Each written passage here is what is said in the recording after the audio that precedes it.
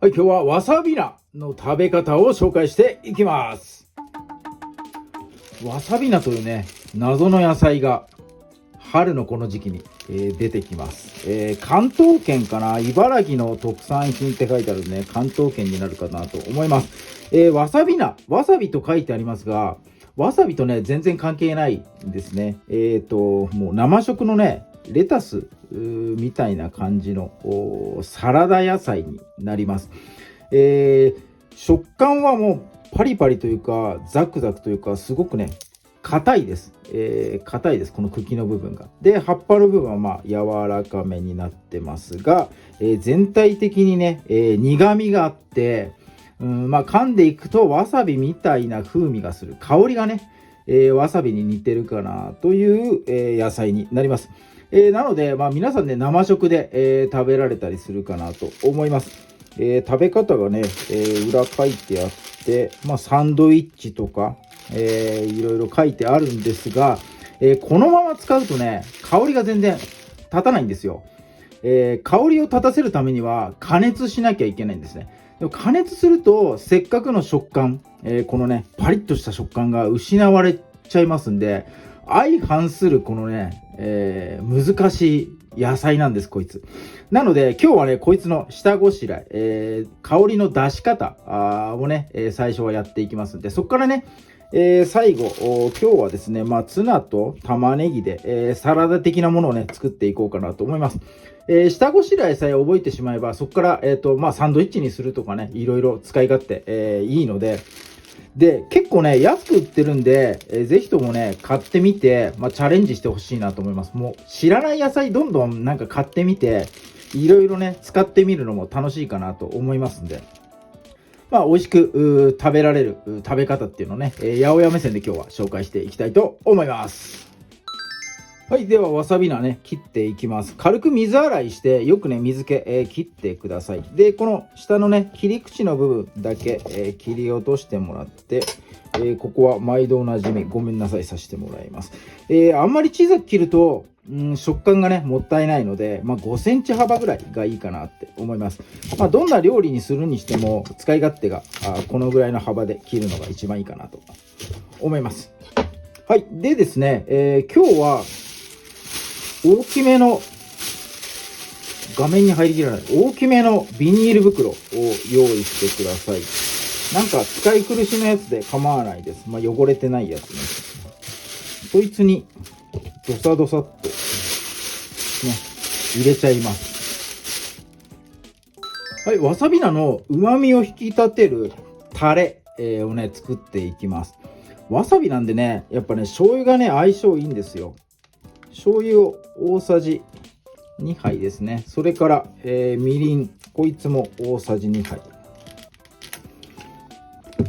この混ぜ合わせた1対1のタレ、こいつをですね、レンジで加熱していきます。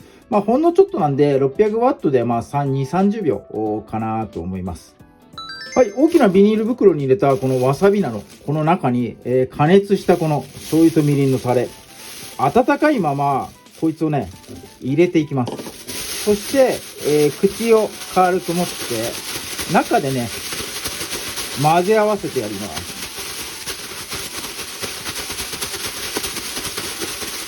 混ぜ合わさったら空気をねガッと抜いてください。ガッと抜いて、真空状態、なるべく空気が入らないように抜いてやって、縛ってやって、タレをね加熱しましたんで、こいつ、すぐにね冷やします。冷蔵庫にぶち込んでいきます。はい、冷やし終わったらもうこいつでね下ごしらえ完了になります。ここからいろんな調理にですね派生してもらいたいと思います。色がね変わってる部分、ここがね加熱で、香りが出てる部分です。で変わってないところもしっかりと残ってますんで、食感と香りがねこれで両方出てます。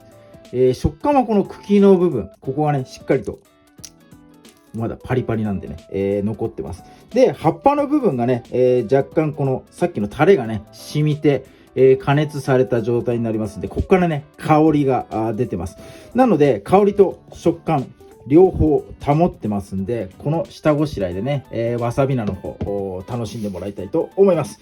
今日はここにツナ、それからスライスした玉ねぎですね、混ぜて、サラダに、ね、していきたいと思います。もうね、入れて混ぜるだけなんで、動画で紹介するようなこともないかと思いますが、ツナはですね、今日ノンオイル、水煮の方を使ってます。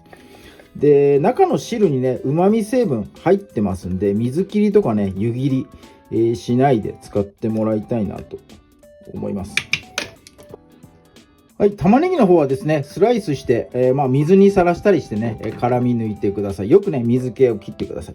で、辛みがね、さらに気になるかなと思いますんで、玉ねぎ自体に、オリーブ油をですね、少し入れて絡めてやります。油で玉ねぎコーティングすることによって辛みがね、軽減されますんで、この辺はお好みでやってみてください。はい、玉ねぎも入れて、味付けはね、簡単にマヨネーズでいきます。どのぐらいだろう、大さじ1杯分ぐらい入れればもう十分かな。マヨラーなんでもっと入れたいんですが、こんなもんで十分かなと思います。はい、ちょっとね、アクセントに、粒胡椒振っておきましょう。ざっくりとね、混ぜたらもう OK かなと思います。このわさび菜がね、主役なので、あんまりしっかり混ざってない方が、なんか見た目が美味しいかなって思います。よし、OK。じゃあ盛り付けてね、早速いただいていきましょう。はい、ではわさび菜のサラダいただいていきます。この美味しそうな茎のところをいただきます。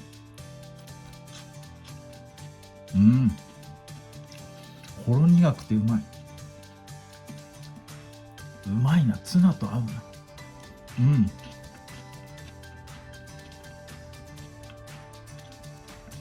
こうね、噛めば噛むほどわさびのね、香りがこう出てくるんで、なんかね、未体験ですよね。美味しい未体験。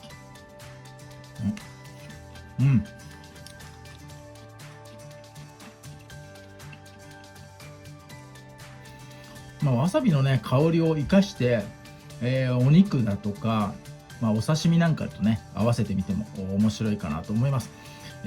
覚えちゃえばね、アレンジがいろいろ広がる、野菜かなと思います。手を出してみたら面白い世界が広がるかもしれませんのでね、ぜひともチャレンジしてみてください。売ってたらね、もうチャンスですから、2、3袋ね、買ってもいいかなって思います。なかなか手に入れようと思って探すとなくて、手に入れようと思わないで買い物してる時にね、不意にあったりしますから、なかなかね、一期一会な野菜ではあります。あとね、道の駅とか、直売所とかね、そういうところにも売ってるかなと思いますんでね、見かけたらチャレンジしてみてください。今日も動画最後まで見ていただいてありがとうございます。いいね、グッドボタン、そしてチャンネル登録の方もぜひともよろしくお願いいたします。